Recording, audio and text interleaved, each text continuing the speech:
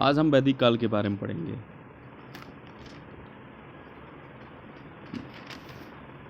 वेद का शाब्दिक अर्थ होता है ज्ञान, नॉलेज। सर्वाधिक प्राचीन वेद कौन सा है? ऋग्वेद। आर्य शब्द किसको इंगित करता है? श्रेष्ठ को। ऋग्वेद में कुल कितने मंडल और सूक्त हैं? 10 मंडल और 1028 सूक्त हैं। त्रयी नाम किसके लिए प्रयोग किया जाता है? तीनों वेद, ऋग्वेद, सामवेद, यजुर्वेद के लिए। यज्ञ संबंधित विधानों की जानकारी किस वेद से प्राप्त होता है? यजुर्वेद से। 4 वेदों में से किस एक में जादू, टोने और वशीकरण का वर्णन है? अथर्ववेद। उपनिषद किस परंपरा पर आधारित है? भारतीय दर्शन परंपरा। ऋग्वेद का कौन सा मंडल पूर्णतः सोम देवता को समर्पित है? 9वां मंडल। अध्यात्म ज्ञान से संबंधित नचिकेता और यम का संवाद किस उपनिषद से प्राप्त होता है? कठोपनिषद से। कठोपनिषद में उपनिषद काल में राजा अश्वपति किस स्थान के शासक थे? कैकेय के। मोक्ष प्राप्ति के साधन की चर्चा किस वैदिक साहित्य में की गई है? उपनिषद से। वैदिक नदी अस्किनी की पहचान किस नदी के रूप में की जाती है? चिनाब। आरंभिक वैदिक साहित्य में सर्वाधिक बार वर्णित नदी कौन सी है? सिंधु नदी।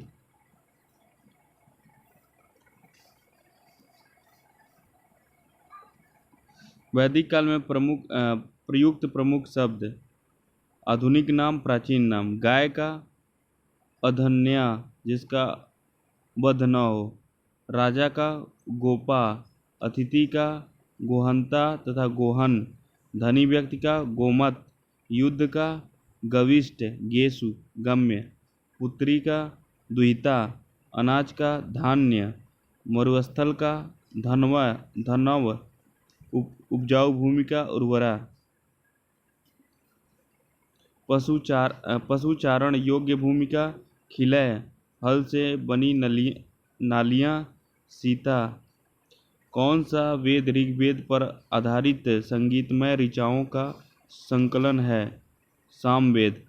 वर्ण व्यवस्था का सर्वप्रथम विवरण कहाँ से प्राप्त होता है? ऋग्वेद के 10वें मंडल में। पूर्व वैदिक काल में किन 2 संस्थाओं का राजा पर नियंत्रण था? सभा और समिति। वैदिक देवताओं का पुरोहित किसे माना जाता है? बृहस्पति को।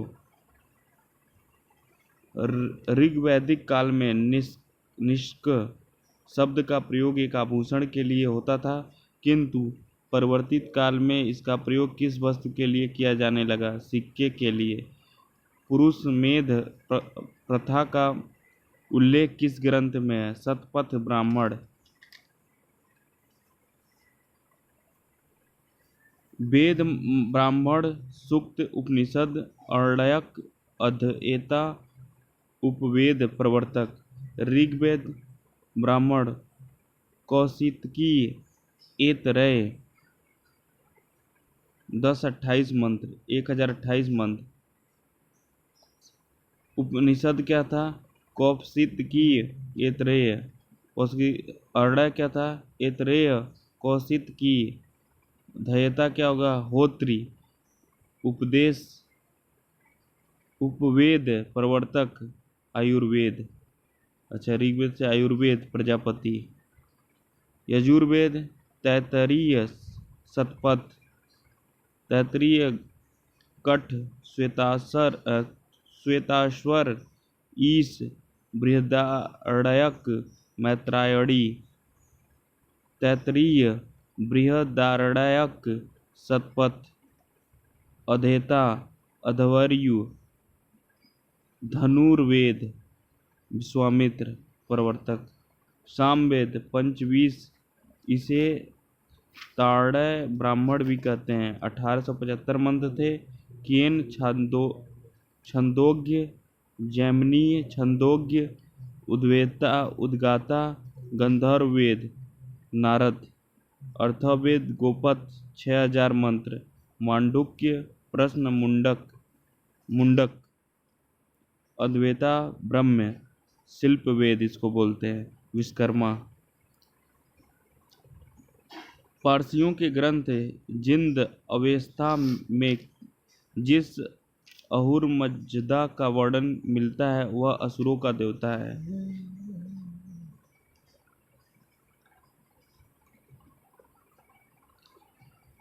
ईरान से भारत में आर्यों को आने की सूचना किस अभिलेख से प्राप्त होता है?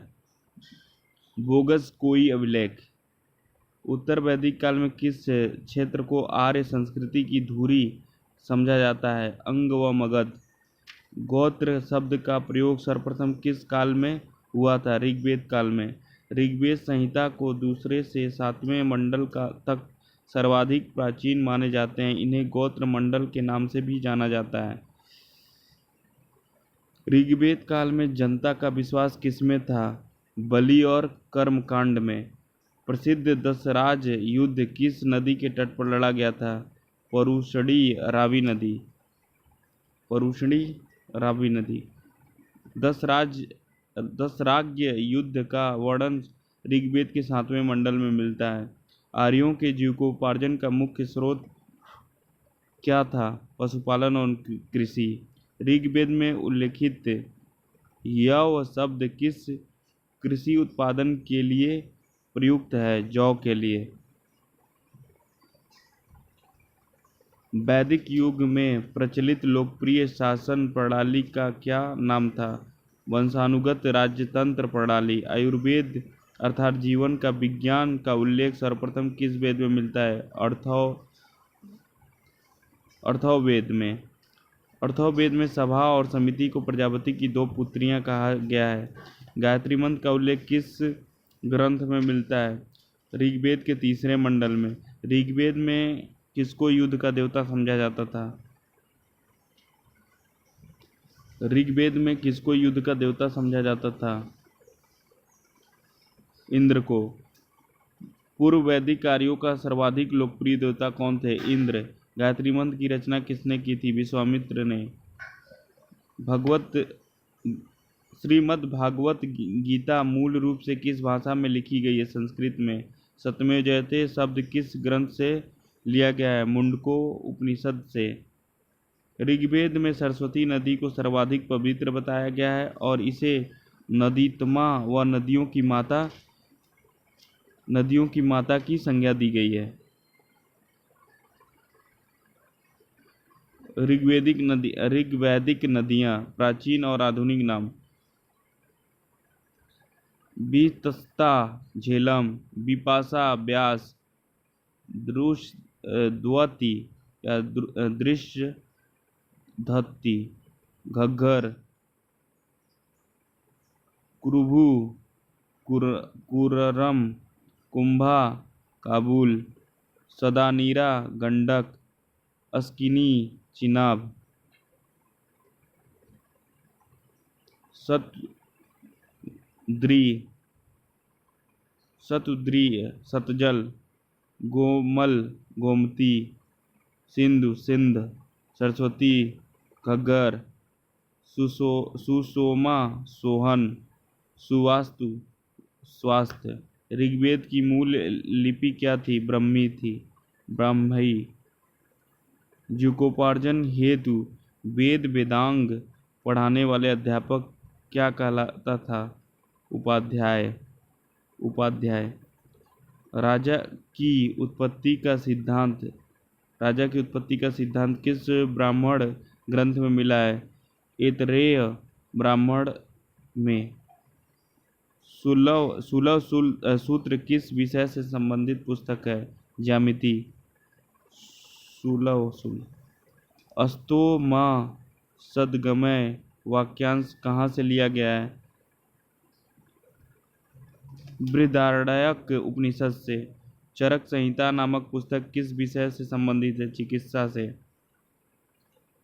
याज्ञवल्क्य गार्गी संवाद का उल्लेख कहाँ मिलता है? बृहदारण्यकोपनिषद में। वैदिक काल में लंबे समय तक अविवाहित रहने वाली कन्या को क्या कहते हैं? अमाजू। वैदिक काल में द्विज श्रेणी में कौन कौन शामिल है? ब्राह्मण, क्षत्रिय और वैश्य। ब्राह्मण, क्षत्रिय और वैश्य। इस तरह हमारा ये लेक्चर समाप्त होता है।